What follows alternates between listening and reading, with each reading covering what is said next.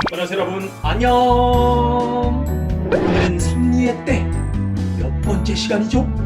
네, 11번째 시간입니다.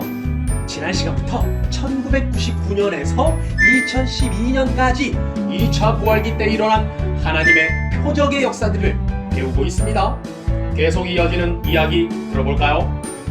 1999년 10월 31일에는 신구교, 즉 기독교와 천주교가 화해하는 역사가 일어났습니다. 선생님께서 이탈리아 밀라노에 있는 두오모 성당에 가셔서 기도하실 때 일이었어요.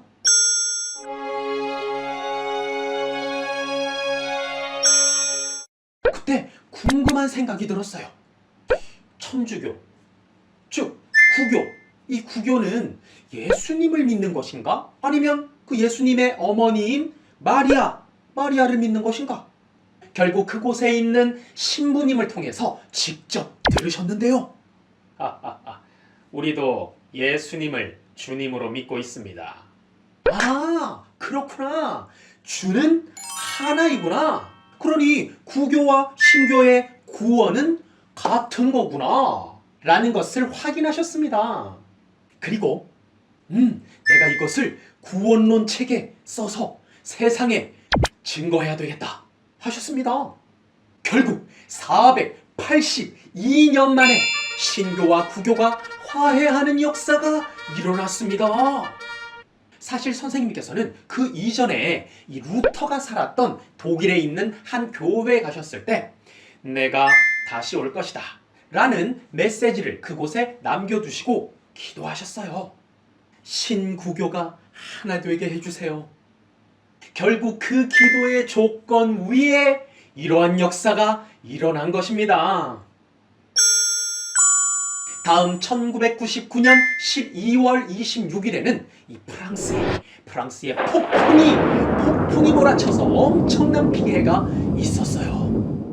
그 해 1999년 5월 주일 말씀에 하나님께서는 이성적으로 문란한 이 프랑스에 대해서 말씀하시면서 이 시대 소돔과 고모라 회개하고 돌이키지 않으면 심판을 면치 못할 것이다 말씀하셨습니다.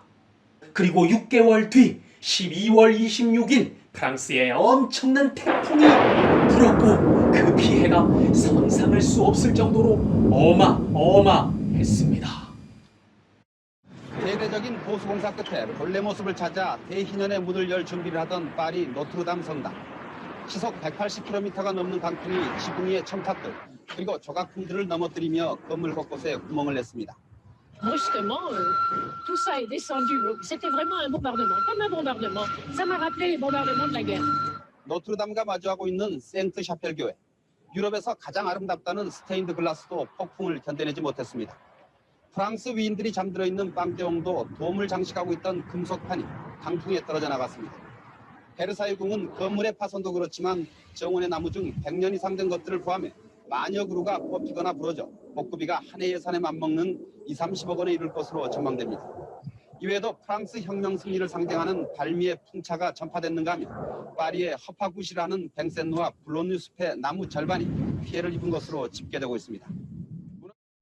베르사유 궁전 경내에 쓰러진 소나무가 10,000그루나 되었고 프랑스 전 지역에 피해 입은 나무만 무려 3억 그루나 되는 것으로 추정되었다고 합니다. 이런 폭풍은 17세기 이후 처음 있는 일이라고 해요. 다음 시간에 계속 해주겠습니다.